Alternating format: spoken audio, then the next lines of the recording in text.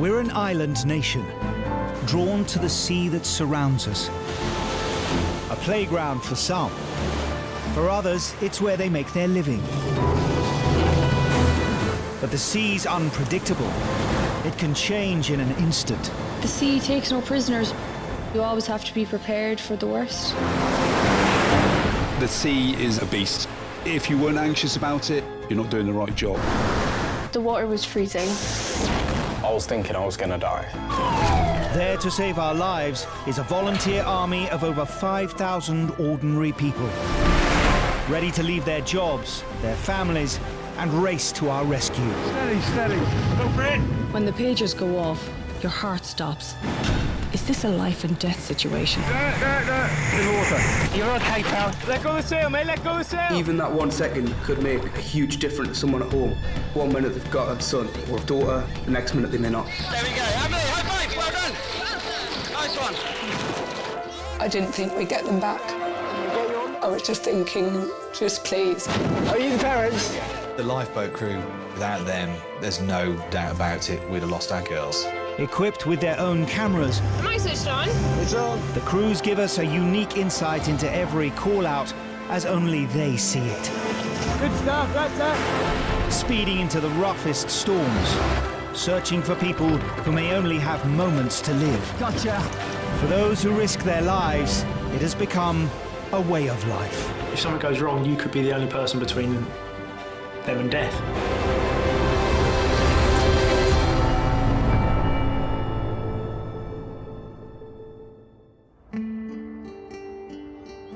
On the south coast of Britain, near the mouth of the Solent River and the gateway to Southampton docks, is the lifeboat station of Calshot. So Calshot is a spit in the middle of the Solent and Southampton water, kind of equidistant between Southampton, the Isle of Wight, Portsmouth, Lymington. So we're right in the middle of a very, very busy waterway. Over 14 million tonnes of freight and 1.5 million passengers cruise just a few hundred metres past Calshot every year. Southampton docks is one of the busiest docks in the world, and that makes us one of the busiest lifeboat stations in the whole country. The crew here launched 100 times last year, rescuing 94 people. All sorts of dangers out there. Shipping is a major one. These big ships don't stop.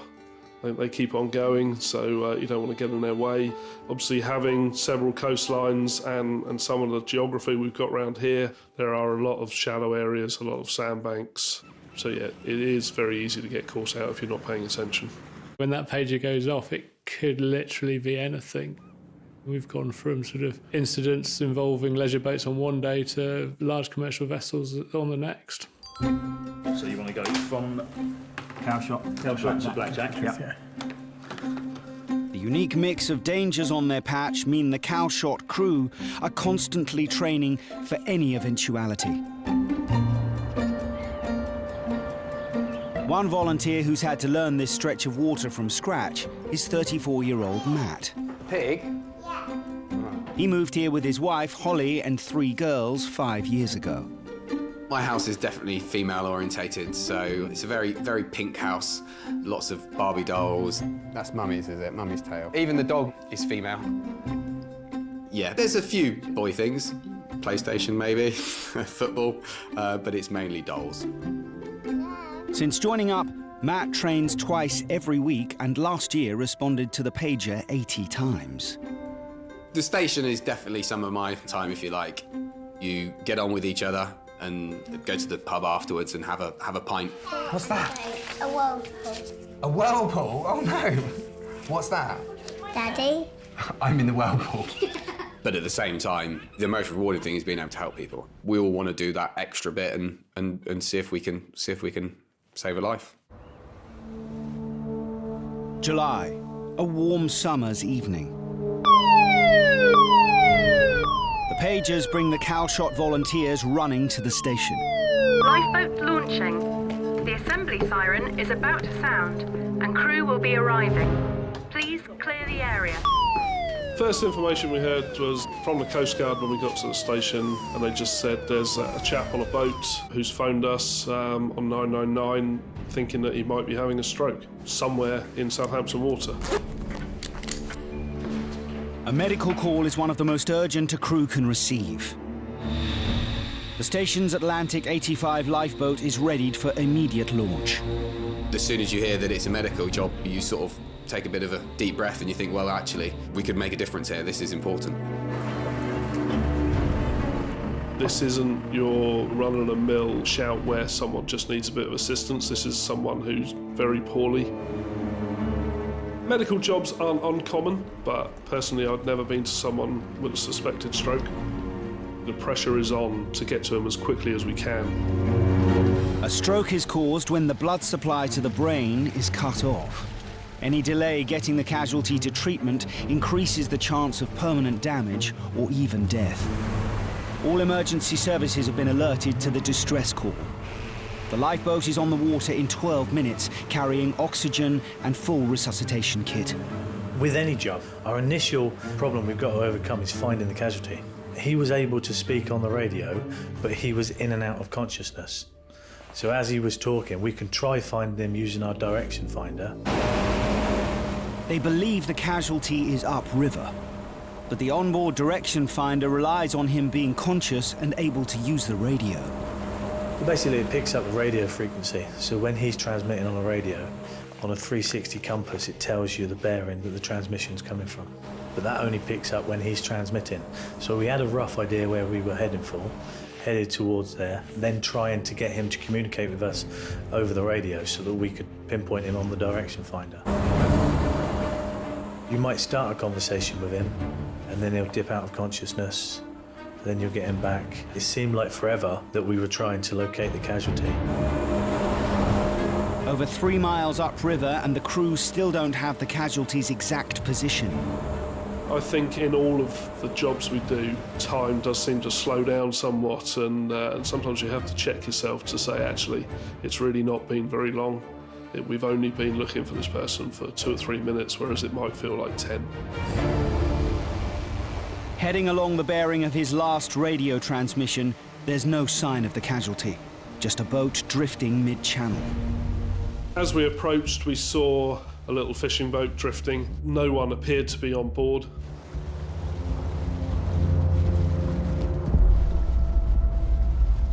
As we got closer, we saw the guy slumped under the steering wheel. He didn't look towards us as we came around, so at that point we realised that there was something, really not right with this guy. The helm, Mike, puts 2 crew across onto the fishing boat to assess the casualty.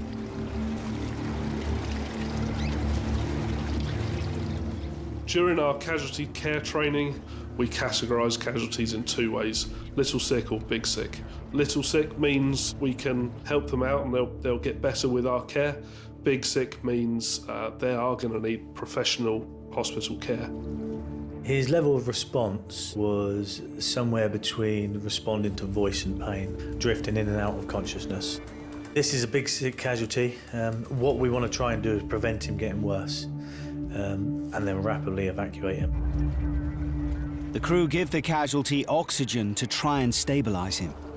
An ambulance is waiting just 200 metres away on the shore, but the water's too shallow for the lifeboat to get to them. We couldn't guarantee being able to carry him or stretcher him to shore. So the guaranteed way of getting this guy to hospital very quickly was by Coast Guard helicopter.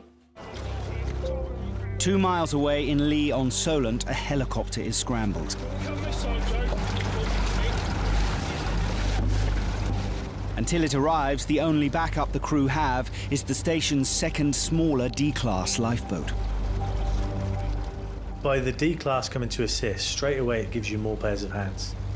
So when we had to transfer the casualty, because he wasn't particularly stable, we needed people on his vessel as well as on the lifeboat. Calshot lifeboat and Tidal Coast Guard, the preferred evacuation will be either tube 175 to the speed. The only way to safely evacuate the casualty is for the helicopter to winch him off the bigger Atlantic lifeboat.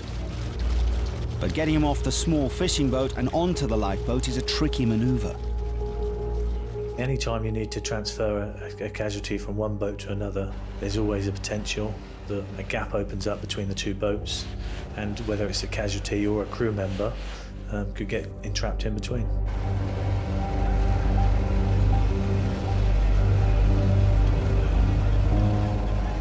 With the light fading fast and the helicopter 10 minutes away, the crew maneuver the severely ill casualty onto the lifeboat.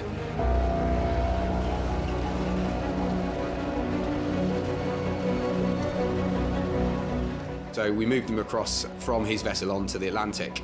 It ended up that he was sort of sat on top of me in the front of the Atlantic. At that point, I wasn't looking after him in terms of medical. That was being done by Andy at that time. So I just thought, well, I'm just going to chat to him. You just put yourself in their shoes and you think, actually, you'd like to have someone chatting to you. You'd like to have somebody just reassuring you. And that's something you can't train for.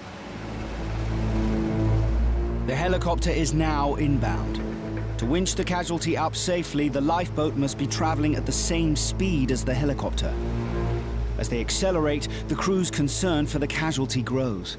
Once we transferred him onto our lifeboat, he did appear to start going downhill. Whether that was because of the post-recovery shock, whether it was a little bit of fear because he's about to get winched up into a helicopter. You've also got the helicopters overhead. It's particularly noisy, and there's also a lot of downdraft. 30 minutes after the call came in, the helicopter arrives.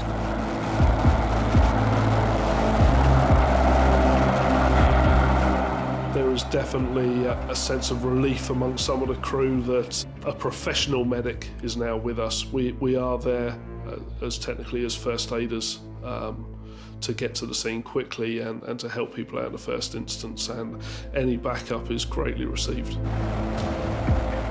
Traveling at 15 knots with the helicopter flying just meters above, Helm Mike must make sure the winchman can land safely on board. A scenario the crew train for but rarely put into practice. It's a difficult maneuver for the crew. It involves the lifeboat positioning itself under the helicopter, not the helicopter positioning itself over us. I am doing nothing but looking at the winchman.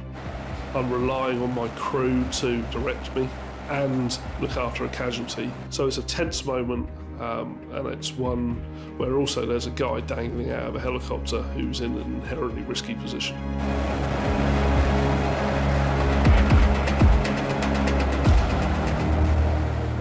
When the winchman lands on the deck, he's connected to the helicopter still. So we can't drive away, we have to maintain that position until such a time as the winchman has cleared his line.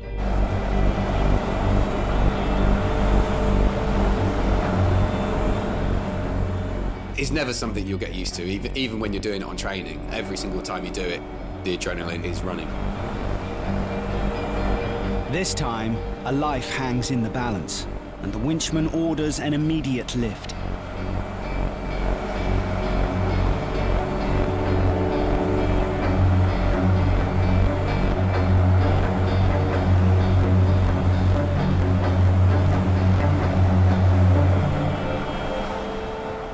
Once the helicopter has taken the casualty from us, I suppose there's a mix of emotions. Everyone can relax slightly. You know that the guy's in the best possible care. You've done what you can, you've done your best, and now it's up to somebody else to make sure he pulls through. The hardest thing for us on the lifeboat is quite often we won't know the outcome. We'll do everything we can do, get them evacuated, but after that it's not often that we'll actually know the outcome. Just 45 minutes after he first called for help, the casualty is on his way to Southampton General Hospital's trauma centre. Doctors discovered a severe bleed on the brain. They administered life-saving intravenous drugs. 29 days later, the casualty was discharged. I think there is absolutely a sense of pride that the crew did what they were trained to do, they did it well, and nothing went wrong. And that's a great feeling. he was in a sticky spot. He needed help, and help wouldn't have been forthcoming where he was. So yeah, he's absolutely lucky to be here still. As a team of people, you know, hospital, helicopter, us, Coast Guard, between us, we saved his life.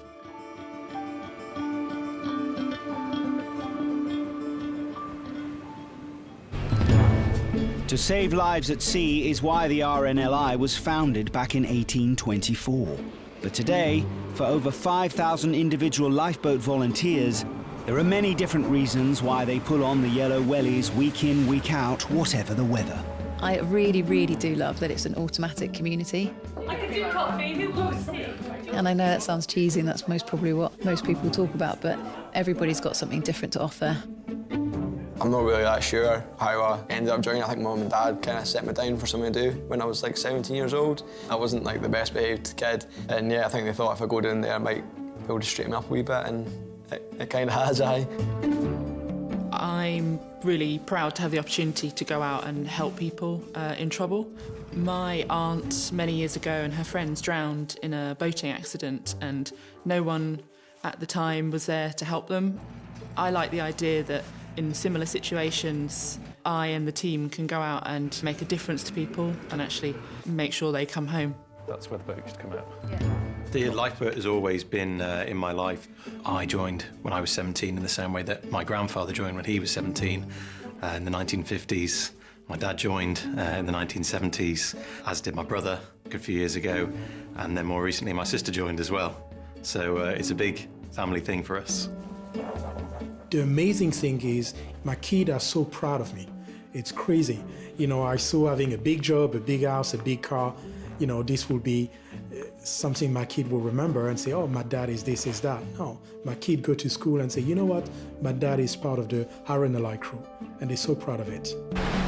A lot of people do question, why do you go out in rough seas for people you've never met for no money at all? And sometimes you even do question yourself why you do it.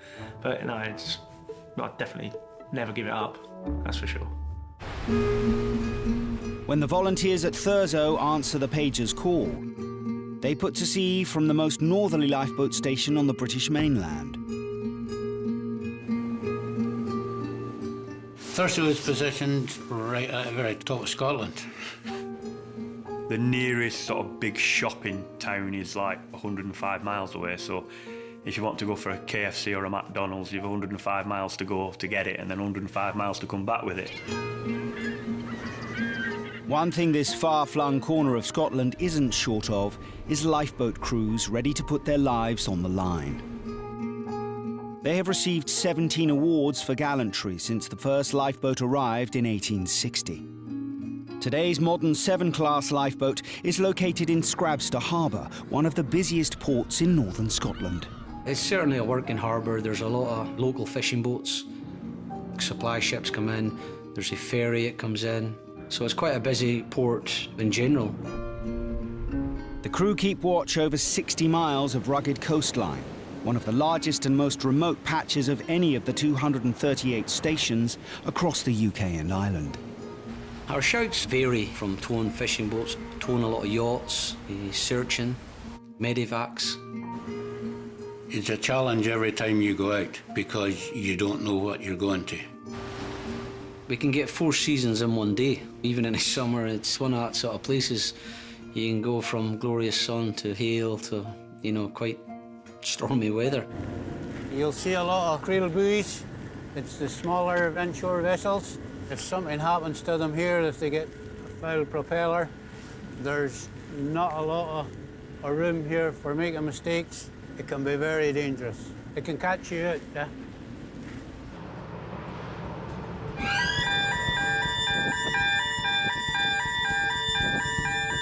Late April, midday.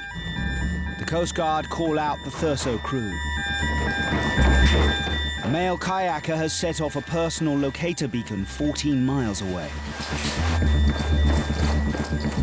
A PLB is a small emergency transmitter set off when life is in danger.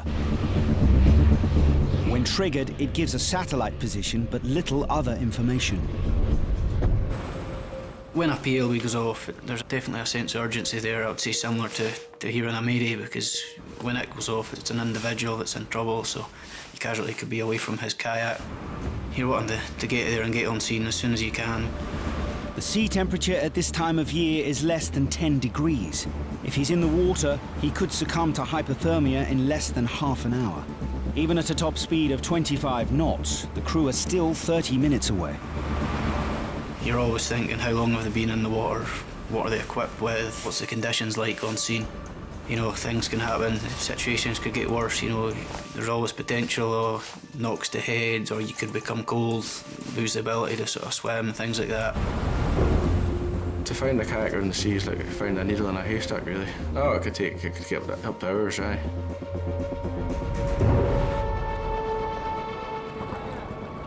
After 30 minutes, the crew arrive at the PLB's location. We initially spotted the kayak floating about. Some of the crew were looking in binoculars trying to sort of find him because we couldn't see him. We actually hooted the horn on the lifeboat to see if we could get attracted attention to maybe start waving. The 7-class lifeboat can't get any closer to shore, so the crew launched their onboard inflatable Y-boat. The kayak's bright yellow, it's not too bad to see, but a person or the kayaker themselves, you know, they can be very hard to spot. Yankee 166, Yankee 166, there's a lifeboat coming over. There's a lifeboat, Yankee 166, over. Yeah, it's just sitting above where the kayak's sitting. All received, over. He's just sitting above the kayak. We then spotted him and he was up, huddled behind a bit of a rock. Options for sort of rescue for himself was limited, really, as it was too far for him to swim to anywhere. The rocks behind him were too steep for him to climb up and get himself to any safety, so they're pretty much relying on either a lifeboat or a helicopter. Although they have located him, they have no idea what condition the casualty's in. Standing between him and rescue is 20 meters of shallow water, strewn with rocks lurking beneath the surface. Start making your way down the rock!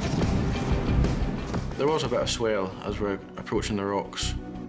Looks like it's down towards the water's edge. Yeah. There's not much room for error, so once the timing was right, it was go in and get him on the Y-boat as quickly as possible.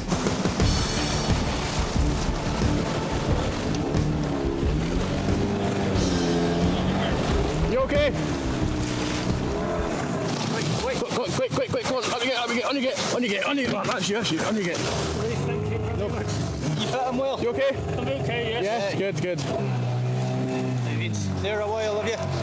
About, must have been about 3/4 of an hour now. Okay. Yeah. I was struggling not to slide back into the sea on the different rocks. They're very, very slippery.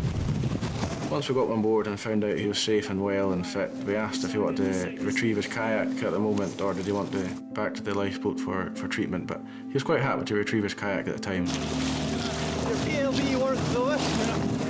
66-year-old Ben, an experienced sea kayaker, had been on a solo trip along the coast. I was planning a really relaxing day. I was going to have a gentle paddle taking 2 or 3 hours, and there's a very fine puffin colony halfway along. I have a great respect for the sea. It's spent quite a bit of time getting my boat ready and getting myself ready, and I take a lot of equipment. The weather was good. I wouldn't have gone otherwise. There was an east wind, perhaps force 3, but ever so often there'd be 1 or 2 big swells. I was probably done about 3/4 of the trip. I think a big swell just came in at the wrong time and broke, and I remember thinking, I don't want to be here. And then I didn't manage to save myself from capsizing. It just washes you about as if you were a sock in a washing machine. You know, you can't do anything about it. And I was immediately worried by this being on my own, so I decided the only safe option was to abandon the boat and climb out onto the rocks myself.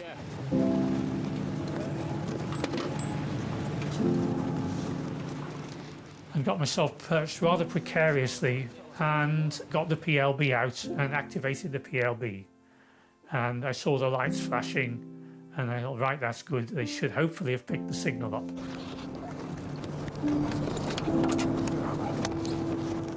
If I didn't have my kit, I wouldn't have survived very long. I'd have been very cold very quickly in that cold water, and I wouldn't have had any means of calling for help, so I would have very quickly have perished, probably within 10-15 minutes. If there's any kayakers going about, I would certainly get a personal location beacon, because if something does happen, then we will find you.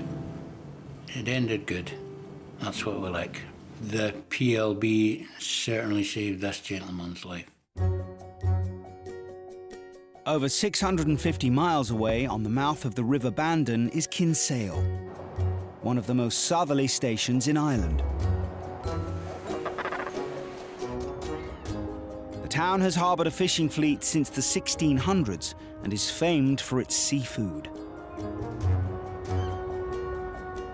We have an awful lot of fishing boats in the marina and lobster pots around the area. Also, if you go up the river, we have a number of oyster beds and oyster trestles that go up the Bandon River. The name Kinsale means tide head, and the lifeboat crew here face a unique set of dangers, guarding the waters where the Celtic Sea meets the Bandon River.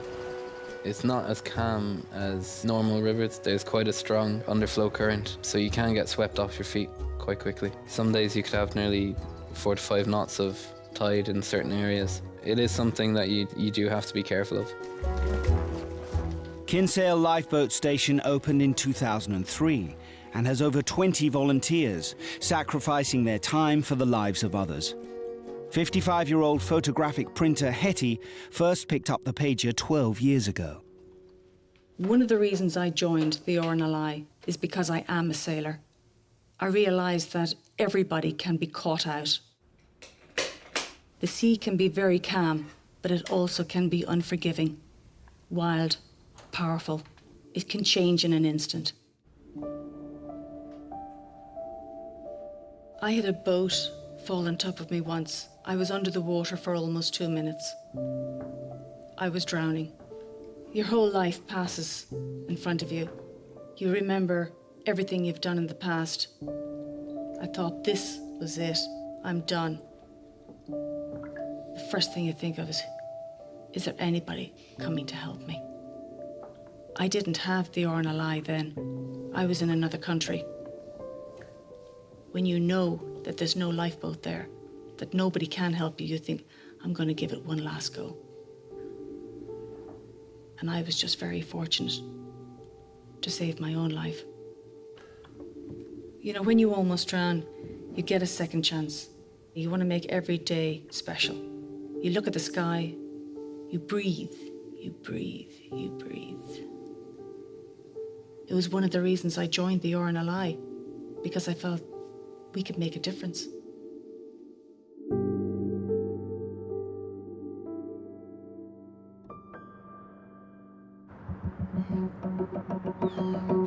February. Clear skies have sent temperatures plunging. The Kinsale volunteers are paged. I just arrived home and made breakfast for my kids. They wanted their pink pancakes, as they normally do on a Sunday morning. Just sitting down to have my own breakfast and a cup of tea, and the pagers went off. Jumped up, ran to the car, made our way down to the station, was just suiting up, and we were told that it was a horse that had got into difficulty. Going to an animal rescue, you're worried about the owner. If it's your livelihood, if you're a farmer, and it's your cows that are in the water, you're going to do your best to get them out. 9 times out of 10, the owner becomes the casualty. Within 10 minutes, they launched their Atlantic 75 B-class into the River Bandon and head upstream. Although the initial call is to a horse in trouble, there's a real danger any people trying to help may also be at risk. That area there is very, very dangerous. The current, when the tide is moving either way, is very strong on the way in and very strong on the way out. You have a huge body of water being pushed into a small area, so it becomes almost like a natural pressure water. The tide is flooding upriver. It helps push the crew to the scene of the call-out in just a few minutes. But now it's their biggest danger. They're going to be racing it to rescue the trapped casualty. The water was rising, and it was rising fast. Another 30 minutes, and the water would have risen about 10 feet. We could see that the horse was up to its belly in water and people standing on oyster trestles next to it and trying to pull it and push it in certain directions, and we're not having any luck. We didn't want to bring the boat in too far because it could have spooked the horse with the engines and potentially put it in a situation where the horse could have kicked somebody. And a horse kicking somebody is not the best of things at any point, but kicking somebody when they're in water is probably even worse. Jonathan and myself decided to disembark the boat and go in and assess the situation. News has spread about the accident in the town. A crowd has gathered on the shore. Several people have entered the fast-flowing water to try and help. You could see there was people who were relieved when we arrived, thinking that we were the saviours gonna get this horse out of the water. Whereas Michael and myself looking at each other saying, you know, where do we begin? How are you getting on? The only way I could approach the horse was from behind, and you should never actually walk behind a horse in case they do kick you. The horse was quite tired and cold at this stage, and I could see him looking at me, turning his head to me and going, "What are you doing here? Who's this guy with a big white helmet on him?" It was quite funny when you find out that the horse's name was Paddy. You feel like you're talking to a guy sitting at a bar having a pint of Guinness with you, saying, "How you doing, Paddy?" That's the leg between two bits. The rebar, we're going to probably have to cut the rebar to separate it a bit. Yeah. To put underwater. Paddy has his legs stuck in a metal frame used to farm oysters. It's made from reinforced steel rods, or rebar. Have you got any cutting gear with you? We do. We have bolt cutters on board. Decent ones that will go through.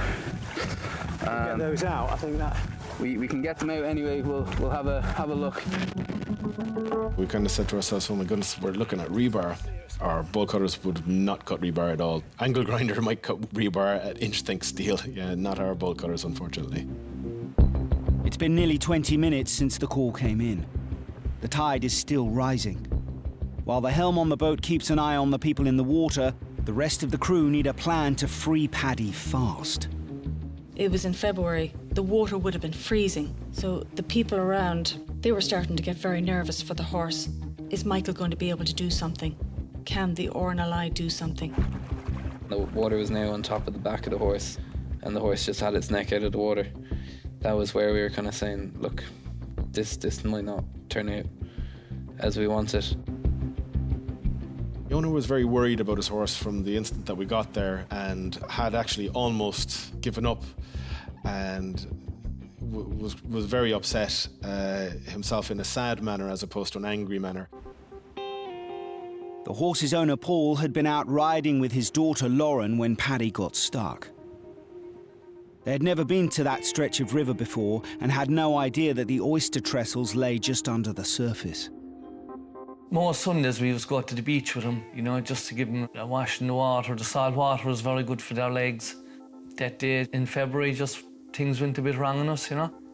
I could just feel Paddy got a bit tight underneath me. He stopped and he neighed. And when he neighed, I knew I was in trouble. I heard Paddy neigh and I got really scared and frightened because I didn't know what would happen. I didn't know what happened to him. So I was like, we need to get help really quickly. We tried to lift his back legs out of the cage and we couldn't do it. I was like, there mightn't be a chance of him coming home with us. We were powerless. We couldn't do nothing. He was just so tight. There was absolutely nothing that we could do. The river is minutes away from submerging Paddy completely. The crew are running out of time to get him free. Michael has one last idea. Some horses can be almost conditioned into if you hit the back of their knee that they'll lift as if they're being shoed again. So I put my hand down and I hit the back of his knee and he just lifted his foot up a small bit. And when I did it a second time, he lifted it further and I was able to put my knee under his shin, effectively, and hold him there for a second. We were able to lift his leg just ever so gently over the top of the bar while we moved the oyster trestle, and he basically almost stepped out of it. Yeah, we have a clear way around me. This way. Around my back and in. With minutes to spare, Paddy is free. All that remains is to guide him back to shore, avoiding any of the other oyster trestles. There wasn't any hope in hell that I was going to be able to ride that horse back in, but I would have made a good photograph of it. Oh, he's up.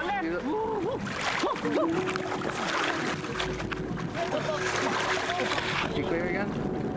He's clear. I felt very cold when I got out, and as I walked up towards the road, there was people there with towels, there was people there with tea, there was people there with coffee, there was a fierce gathering after. It was unbelievable.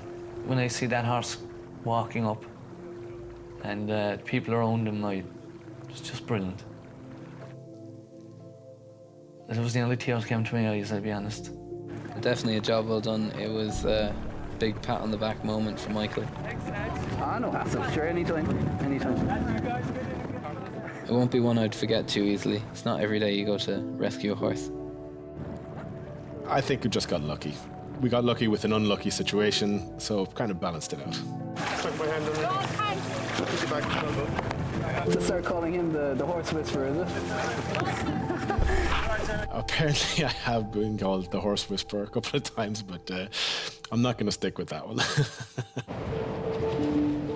Lifeboat crews across the UK and Ireland come from all walks of life and sign up for many different reasons. But the one thing they all have in common is that they know when the pager sounds, the only thing to expect is the unexpected.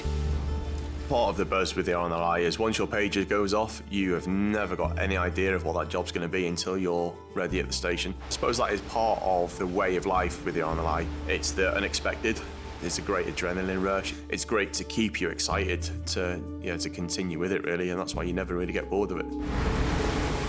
The unique thing with working at sea is it's like working in an office that's constantly moving. It's the only job where the weather can play a massive part on what you're going to do. When you're heading out to a shout, you always hope for the best, assume the worst. The day that you don't is the day you'll get caught out. One of the most extreme situations was a shout we went to with two fishermen. Their boat had run aground on the rocks, and the only way I could describe it was a bit like a bomb had gone off, and the boat had exploded everywhere. There was just bits of boat everywhere, and you knew these guys were in the water somewhere. I don't think anybody's seen it all before at sea. I don't think anybody knows what's coming next, or the next big shock that we're going to get. It's never ending. A freezing night in January, 9 p.m. Attention, attention. Lifeboat launching. The assembly siren is about to sound. Back on the south coast of England, the volunteers of Calshot have been paged. It was a cold January night. We don't often get called out in darkness in the middle of January. So yeah, really had no idea.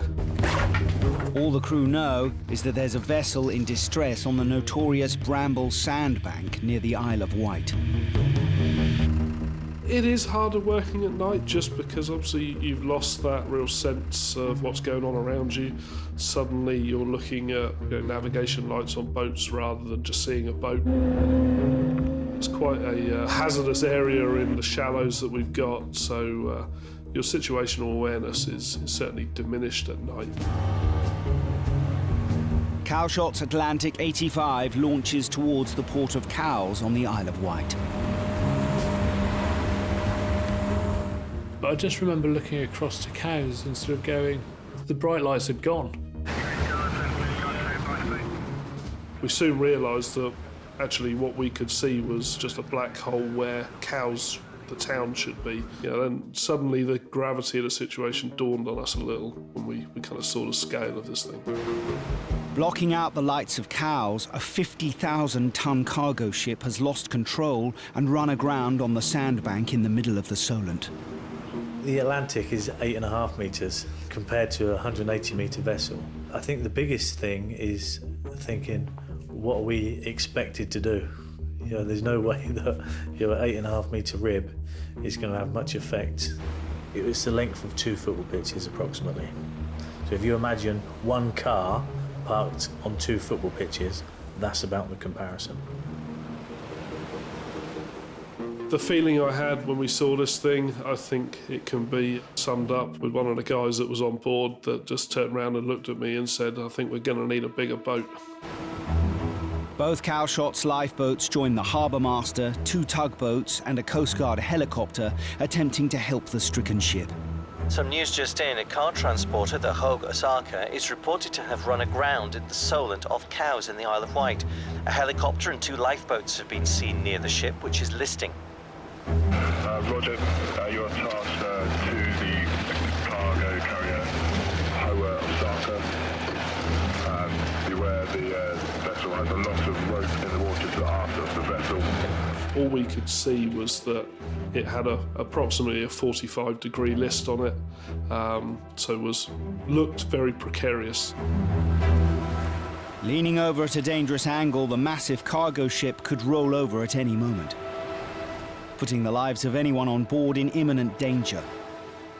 As well as Calshot, lifeboats from Yarmouth and Cowes have also been called out to try and evacuate the crew on board. If it is safe to do so, would it be possible to winch down and commence removing crew from the vessel and then placing removed crew members onto the ALB lifeboat? Over. For a total of 24 persons on board. It became apparent there were people that weren't accounted for. They were known to still be on the ship. So we started to sort of have a search around the vessel, looking in sort of companion ways and around the decks and other areas that were sort of generally inaccessible. I think it was absolutely time critical for the guys that were on board. It must be a scary place to be, sat on a boat, with a list on it like that. So very scary for them. The priority now is to find the ship's 24 crew members and get them to safety. A Coast Guard helicopter starts winching up anyone who can get to the top side of the ship, while the lifeboats scour the decks facing the water. We had no idea of the state of the crew on board. We saw one chap kind of shouting for help close to the front of the vessel. We saw another chap shouting for help along one side of the vessel, on the kind of downward side, and we saw a few people through the bridge where we could look through from one side of the bridge to the other, kind of uphill, trying to help themselves out. Looks like somebody slumped in their chair, isn't it? That man in yellow in orange overalls, didn't they? Yeah. When we got round the front of the boat, we saw a chap holding on to a capstan on like the mooring deck, shouting for help. We repositioned the boat to get a better view of him, and then he disappeared. To make matters worse, anyone falling into the water on this side of the ship risks being dragged back under it by the strength of the incoming tide. It was one of the chaps on board, fairly eagle-eyed, then saw the back pocket of his overalls poking out through a fairlead where he'd slid the length of the deck. Luckily for us, though, very close to the water now, so we were able to kind of pluck him over and get him on board. The crew safely pull their first casualty on board, while the search for the rest of the crew intensifies. There are still over 18 unaccounted for. Oh yeah, there's a guy down to the nearer to the window now. Yeah. But he looks as if he could be making his way this way. Yeah, he's trying to find somewhere to clip onto, I think, so he can pull up. I think they were starting to almost panic a little bit, maybe thinking that the boat was going to go over completely.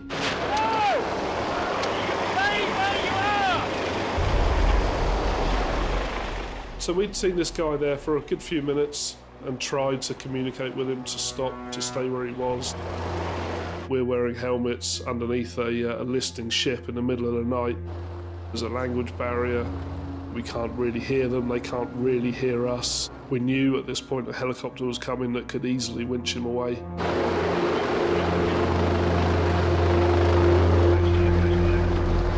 There he goes. He's in.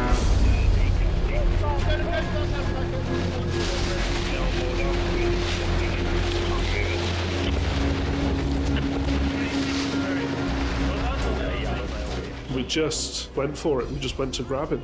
There was nothing else we could do. You know, we couldn't sit there and watch him try and swim to us. We had to go and get him. By the time we got there, which was, you know, seconds, he was already getting submerged and pulled underneath the vessel, to the point where we actually picked him up. All that was visible was his hands above the water.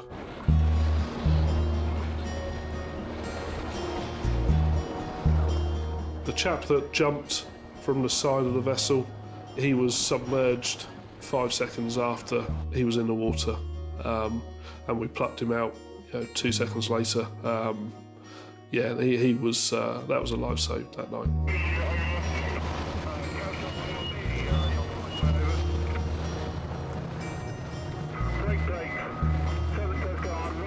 After 6 hours at sea, the lifeboats and Coast Guard helicopter rescued all 24 crew members, with no injuries to anyone on board. As it left Southampton port carrying luxury cars to Germany, the Hogue Osaka developed a list of over 40 degrees. The ship lost steerage and propulsion and drifted onto Bramblebank. The captain and the pilot on the Hogue Osaka have been in and out of the port of Southampton hundreds of times, and you know, the captain will have sailed around the world for years, and yet, you know, things happen that are out of your control, and you need to make sure that you are best placed to deal with those when they do happen.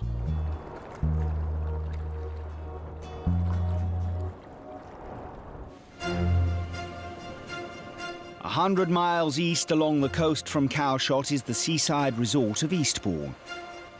With its famous pier and beaches, the town has drawn visitors here since the Victorian era. I mean, Eastbourne as a coastal town is very, very popular. It's a beautiful place. We get ribbed a lot about Eastbourne. It's an old people's town, but there's an awful lot going on in Eastbourne for the youngsters. We've got Pevensey Bay, Norman's Bay, very popular with windsurfers, kite surfers, kayakers. We've got the harbour, which is very, very popular with the boating fraternity locally. The Dutch, the Belgians, the Germans, French, they flood across in the summer months. It's got everything. It's got the sea, it's got the countryside, so I think we're very lucky. Eastbourne's Tamar-class all-weather lifeboat is skippered and maintained by one of the RNLI's full-time crew, coxswain and mechanic Mark. As a full-time employee, Mark must never be more than 5 miles from the station whilst on call. Making a difference is, I think, why you do it. It is one hell of a commitment. There's no two ways about it. It's a commitment for your social life, your home life. Your whole world almost has to revolve around it. It's just that, getting out there on the boat, doing the job, and getting people home safe. June. Strong winds, big swells, and worse coming. Storm Miguel is sweeping up through Europe. Just across the channel, tragedy strikes. French lifeboat Jacques Morisseau was responding to a fishing boat in distress. It was a Friday evening, and unfortunately, looking at the news, a French lifeboat had capsized on a rescue, and sadly seeing that, you know, 3 lifeboat crew over there had been lost.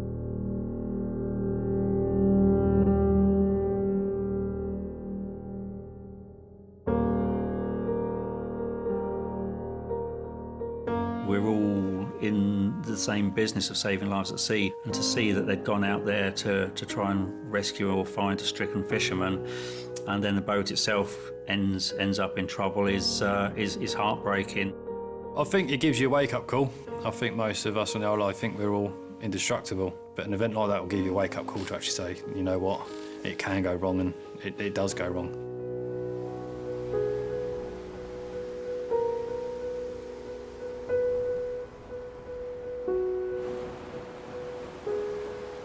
I'd just been reading the news article about the incident involving the French lifeboat, and the pager went off.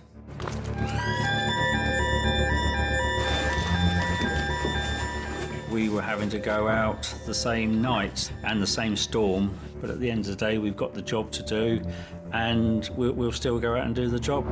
It was Very windy, with winds due to be up to 42 to 50 miles per hour. So I was conscious that the weather was closing in and it was getting worse. I thought to myself, perhaps it's a windsurfer, kite surfer that's gone out because they like to go out in the extreme conditions. So here it was a yacht, was somewhat of a surprise. Storm Miguel has landed in the UK and is expected to intensify over the next hour. A colleague of mine walked past the station at the time and he said, are you going to that yacht that's around the corner? I was like, yeah, and his words were, well, it's rather you than me, I don't fancy that one. Multiple 999 calls are coming in from the public about a yacht in trouble near Pevensey Bay. We knew we were up against it time-wise with the tide more than anything.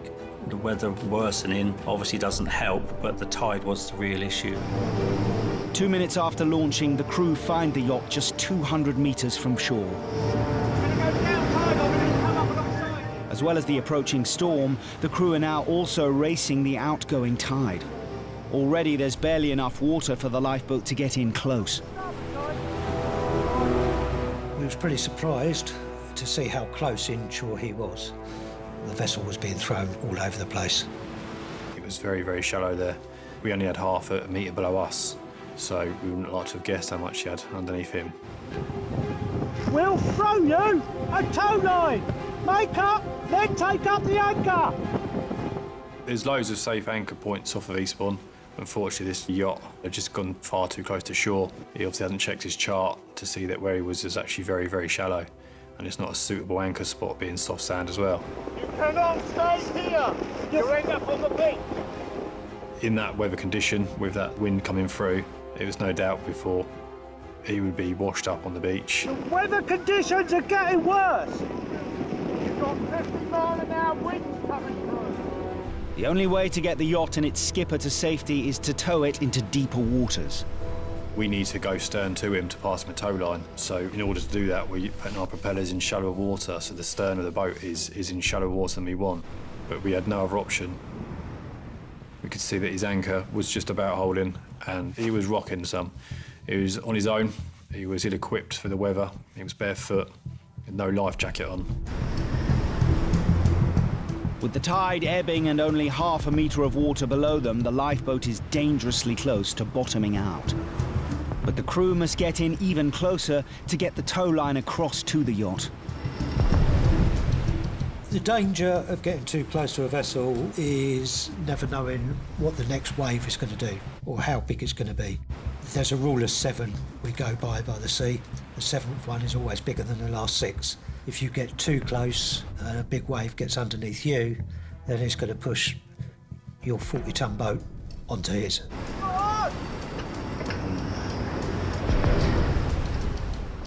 Andy initially threw the line to the casualty, and at the time a roller came in and the gentleman was unable to catch the tow. Andy pulled it in pretty rapidly, recalled and got ready for another throw.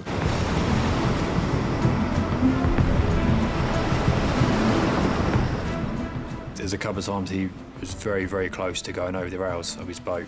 So that was our main fear. The boat itself is cosmetic. The person's life is what we're there for.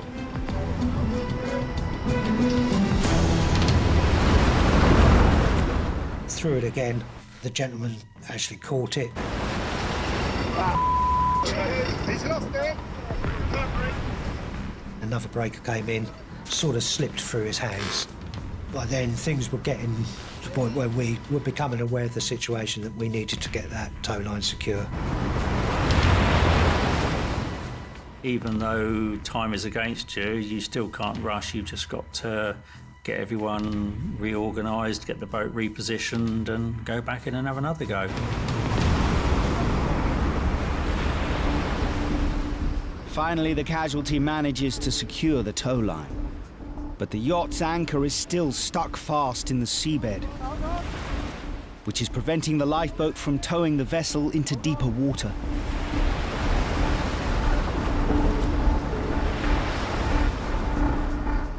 At that point, we decided it was too dangerous, and we told him just to dump the anchor and let it go free.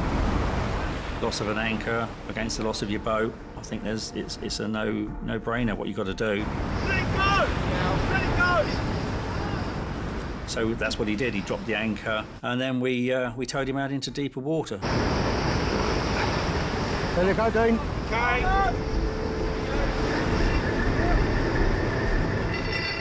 I think the relief was, getting him out of the surf, getting him out of off the sandbar, getting him out into deeper water, and then, you can have a sigh of relief. I mean, the job's still not over. You've still got to get him into the harbour entrance at low water with the breaking water across the entrance, but compared to getting him out of there, massive relief just to get him out into safe water.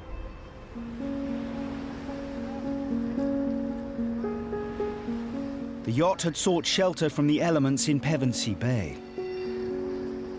If we was called an hour later, I don't think it would have been to take a boat under tow. It would have been to try and get somebody out of the water, because that guy would not have been on that boat an hour later. He was lucky that people called in for him, because I don't think he was going to. And I don't think he had the means to. So he was lucky people were watching for him. I don't think the fisher went down as a life saved, but had it been any longer, or that chap went in the water, it would either be a life saved or a life lost, I don't think my partner was quite aware of what had happened in France that day. I think if she did know, she'd be a bit more worried about me going. Nothing will change my view of going out to sea. I'm here for the long run.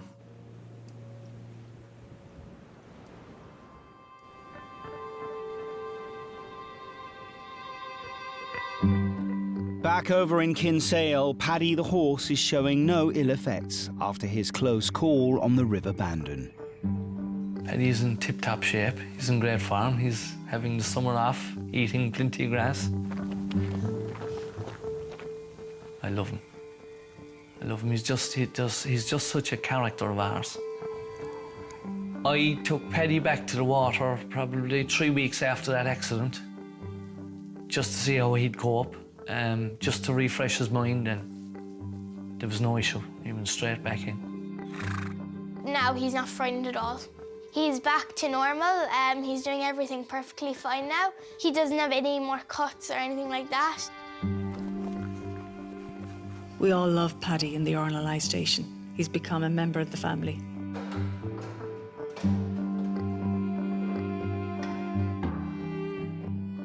The RNLI, did an awful lot for me and Paddy and my family.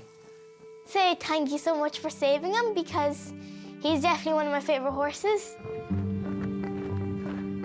Well, lads, thanks very much again.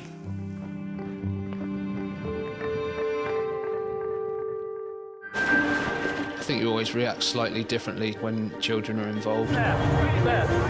You're like, OK, I can wake up from this, this isn't real, this can't be real. And I heard it was a shark attack, and I was like, shark attack? Has he bitten his arm off, or has it severed his arm? This was the quickest lifeboat launch I'd ever been on, because we had to.